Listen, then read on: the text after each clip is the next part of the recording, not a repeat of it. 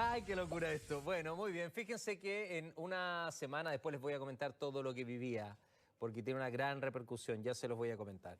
Pero tenemos una entrevista ya pactada a esta hora, así que no lo quiero dejar pasar más tiempo, ¿sí? En una semana marcada por el alza del precio del dólar, que el viernes cerró en 1.000 pesos, luego tuvo un descenso. Bueno, el tema es que hay muchos efectos económicos que también resucitan la idea de que algunos sueldos se puedan pagar en UF. Escucharon bien, en UF, un UF que va subiendo y subiendo y subiendo. Bueno, para conversar de esto tenemos a Josep Ramos, economista y exdecano de la Facultad de Economía también y Negocios de la Universidad de Chile. ¿Cómo está, Josep? Qué gusto, buen día. Un gusto estar contigo. Muy buenos días. Igual para mí, un abrazo muy grande. Bueno, es posible porque en algunas empresas sí se está haciendo que esto se pueda generalizar, expandir, que los sueldos se paguen en UF o es un imposible. No, es posible. La verdad es que en Chile hace tiempo hay algo muy parecido a pagar el UF y es que hay reajustes periódicos cada 6 meses o anuales según la inflación que viene a ser casi lo mismo que el pago del UF. UF hace que el pago cada quincena sea lo mismo en términos reales. Lo otro fluctúa un poquito más, pero a la larga te protege contra la inflación también. Ajá. O sea, en un reajuste mes a mes entonces. El UF es un reajuste diario, estrictamente cada día cambia. Ujú. Y el alza esa del IPC versus el alza en UF en los sueldos, ¿cuál sería la diferencia? Bueno, la diferencia, no hay gran diferencia, ¿no? Salvo que el UF es mucho más estable en términos de poder adquisitivo. O sea, en el caso del reajuste según IPC, no es que sea diario, típicamente cada 6 meses o al año. Por ejemplo, si fuera al año, entonces durante todo el año va perdiendo y de repente a fin de año ¡pum!, sube 10, 12% para recuperar lo perdido y así. En cambio, en UF es constante en términos de poder adquisitivo. Ajá. Y cuando tú miras, por ejemplo, que la UF se dispara y que hay muchos créditos, colegios, etcétera, incluso los pagos de las casas, los créditos hipotecarios también en UF, y la gente con total razón dice, bueno, ¿y por qué a mí no me pagan mi sueldo en UF? Fíjate que hay un dato súper importante, la encuesta Data Influye señaló que el 73% de los encuestados que ellos hicieron cree que el sueldo mínimo debiera ser en UF. Por esto, porque casi todos los créditos que uno paga son en UF también. Bueno, repito, no es muy diferente a lo que tenemos. O sea, la cosa es que fluctúa más lo que tenemos reajustando según IPC. O sea, por ejemplo, y es cierto que no es automático y en la actualidad, pero la inflación en los últimos 12 meses ha subido 12,5%, pero los salarios han subido como 10 o 10,5%. O sea, no es como que, estoy hablando de los promedios, ¿no? Entonces, se ha mantenido, ahí hay una merma, y si estuviera en UF estaría totalmente protegido. Eso es cierto. Ahora, lo que sucede es que no todo puede estar en UF. Por tomar un ejemplo, debido a la guerra en Ucrania, el precio del petróleo sube, el precio de los granos sube. Chile objetivamente está más pobre. Si estuviera en UF, estamos tratando de evitar estar pobre, pero en eso aceleramos la inflación si lo ponemos en UF. En cambio, si está como está ahora, vivimos la pérdida. Así como a la inversa, cuando sube mucho el precio del cobre, nos beneficiamos. Entonces, la UEF le da cierta rigidez al mercado laboral, Ajá. que no necesariamente es deseable. ¿Sabes que hay una empresa que se llama Kipú, que ellos pagan efectivamente el sueldo en UF y lo definen como que es una medida que estresa poco, que estresa casi nada la caja de la empresa y que relaja muchísimo al equipo, considerando estas deudas que existen? ¿Tú crees que es un tema conceptual, es una buena definición? No, yo creo que es cierto, eso viendo todas las ventajas que tiene, y tiene muchas ventajas. Ahora, tiene la desventaja que te acabo de decir, que objetivamente en periodos cuando el país se empobrece, la pretensión de no empobrecerse vía la OEF, entonces va en sentido contrario. No es una locura entonces pensarlo, pero No, no, sí, no, no es locura, sí, no es pero... locura. Ahora, Ajá, ¿por qué no se ha discutido esto? sí. Porque mucho, porque desde como el 98 hasta 2 años atrás, la inflación estaba muy acotada, en torno al 3%. Entonces, realmente protegerse contra la inflación no era un tema. Eh, y estábamos protegidos con los instrumentos que teníamos. De hecho, los salarios en general en ese periodo subieron más que la inflación, ¿no? Entonces, este tema vuelve a discutir, o se pone a discutir ahora, porque la inflación se ha pegado un salto. Mm. Es de esperar que dentro de 2 años volvamos a una inflación entre 2 y 4%, que la meta el Banco Central, y sospecho que en ese contexto el tema desaparecerá de la discusión, porque realmente ya es marginal el efecto que pueda tener. Ajá. Lo que hizo el Banco Central ayer, ¿te parece correcto de salir a vender otra vez dólares de su caja de reserva, en este caso, y provoca ese bajón muy, muy amplio, casi de 80 pesos en el día de ayer del dólar? Sí, bueno, es que hay una cosa que yo no quiero pronunciarme sobre lo que hizo el Banco Central. Ellos tienen mucho más herramientas de análisis que lo que tengo yo. Pero una de las cosas que ha pasado menos percibido es que en estas últimas 6 semanas donde el dólar se disparó, el precio del cobre se desplomó. Sí.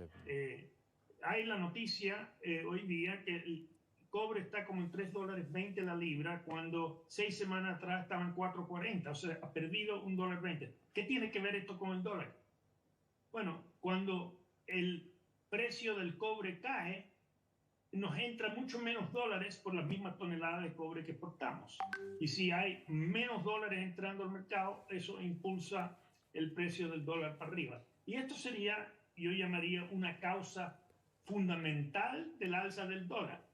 No una cosa especulativa, no una cosa de pánico, sino lo que sucede con esa fuerte caída del precio del cobre. Entonces, no estoy seguro que esta medida fuera necesaria ni correcta. Tampoco estoy inseguro, o sea, tengo mucha confianza en la decisión del Banco Central, pero llamo la atención de que el cobre explicaría gran parte del alza, es decir, la caída del precio del cobre explicaría gran parte del alza del dólar, y por consiguiente es algo objetivo, real, que está incidiendo. Claro, Y contra eso nada puede corregirlo. ¿Te acuerdas que antes era una correlación que era casi perfecta? Subía uno, bajaba el otro.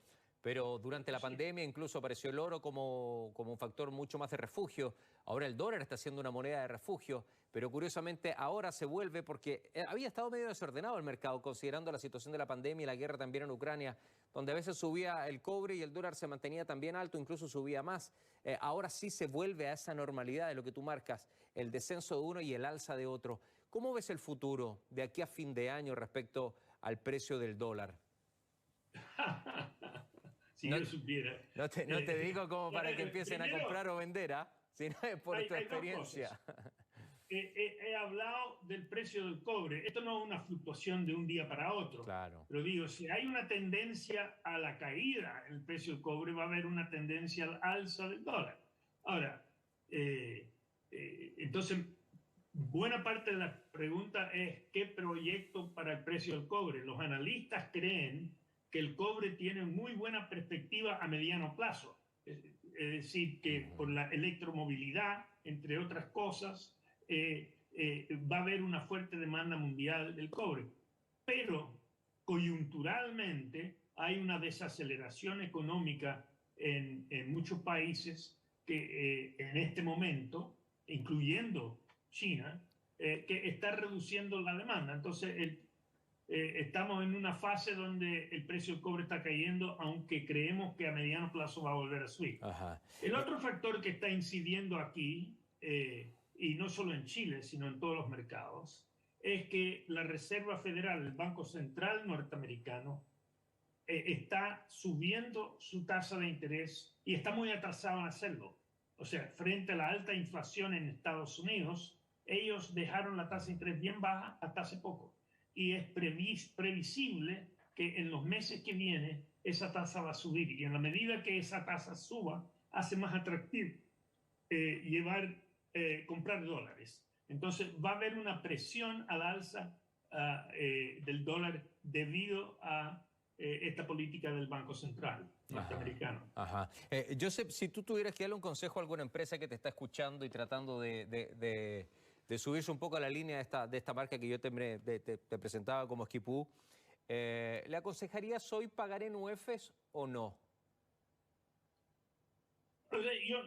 Yo no le diría que no, pero digamos, en 2 años más este tema no va a ser relevante, eso es lo que creo. Ajá. Al no ser que la inflación siga alta, pero tengo mucha confianza que la política del Banco Central, así como responsabilidad fiscal de parte de Hacienda, va a devolver la inflación a torno al 3%, y entonces esto no va a ser tema. Yo cuando era profesor de macroeconomía dedicaba casi la mitad del curso a políticas antiinflacionarias, de causa de inflación y después cómo bajarla sin recesión. Cuando la inflación pasó durante 20 años a ser tan baja, el tema se reducía a 2 clases, porque ya no era tema. Yo creo que el tema de la UEF es relevante cuando la inflación es alta, y de hecho ahí se creó el instrumento 40, 50 años atrás, pero cuando sea baja, y esperamos que va a ser baja de nuevo, ya no es relevante. Y cuando tú me dices que te tomabas tanto tiempo en explicar esto de la inflación en tus clases, hoy, ¿qué solución podrías dar? ¿Qué se te imagina? ¿Qué se te viene a tu cabeza con toda tu experiencia, sabiduría respecto a la inflación que estamos viviendo en Chile? ¿Qué herramientas habría? Bueno, hay 2 herramientas clásicas y que se están usando. En primer lugar, parte importante de la inflación que estamos viviendo es de origen interno, producto de los fuertes apoyos fiscales más retiro de fondos de pensiones, que el propio ministro Marcel, cuando era presidente del Banco Central, dijo que advirtió que por favor no lo aprobara los retiros porque iba a ser inflacionario. Bueno, hoy día estamos viviendo la consecuencia de eso en la mitad de la inflación que tenemos. Pero también tenemos inflación por un fenómeno externo. Esperamos que ese fenómeno es transitorio, que es la guerra de Ucrania. La guerra de Ucrania ha obligado, mejor dicho, que los precios de los granos suban, ya que no se puedan exportar tanto de Ucrania como de Rusia, y el precio de la energía sube. Y eso es un hecho que Chile no puede controlar, puede tratar de paliar el efecto, pero ese es más difícil controlar. Pero el primero sí, y esa es la política monetaria. Y lo otro es la responsabilidad fiscal, es decir, no echarle más leña o mucho más leña al fuego. Y creo que los dos instrumentos se están siguiendo, pero dado los altos niveles que ha adquirido la inflación, va a tomar tiempo, al menos 2 años, antes que volvamos a la meta inflacionaria del Banco Central. Claro. ¿Sabes qué pensaba, Joseph, respecto a lo que hablábamos de la UEF? Tal vez a lo mejor pueden haber algunos bonos, beneficios que se paguen en UEF, independientemente de los reajustes que tú me hablas del IPC. ¿Sería interesante también o no? Como un estímulo para la gente, nosotros te vamos a pagar este bono por X cosa. Hay algunas empresas que lo tienen, otras que no los tienen. Hay pymes, micropymes que no tienen esta posibilidad de los bonos. Pero te lo nombro para aquellas empresas que sí lo puedan tener. ¿Por qué no hacerlo bajo esa modalidad, por ejemplo? Podrían hacerlo, pero te advierto que también suelen hacerlo. O sea, si uno ve el bono, qué sé yo, de 18 de septiembre que pagan muchas empresas, no es el mismo valor del año anterior. Típicamente el valor del año anterior aumentado por la inflación que hubo en el periodo. Entonces, aunque no se dice que se nuece, en muchas partes, y tal vez la mayoría de las partes, esos bonos suelen reajustarse según la inflación. Entonces, no está especificado contractualmente, pero es la práctica. Josep, te quiero dar las gracias. Gracias por estar, por explicarnos y hablar de un tema que se ha discutido no tanto, no tanto, pero y bueno, y tú también le pones un límite. Tú dices que esto en 2 años más ni siquiera lo vamos a estar consultando y ojalá que sea una situación económica positiva para nuestro país. Abrazo grande, Josep, que tengas lindo día. Ok, buenos días. Chao, muchísimas gracias. Muchas gracias. Bueno, muy bien. 10 con...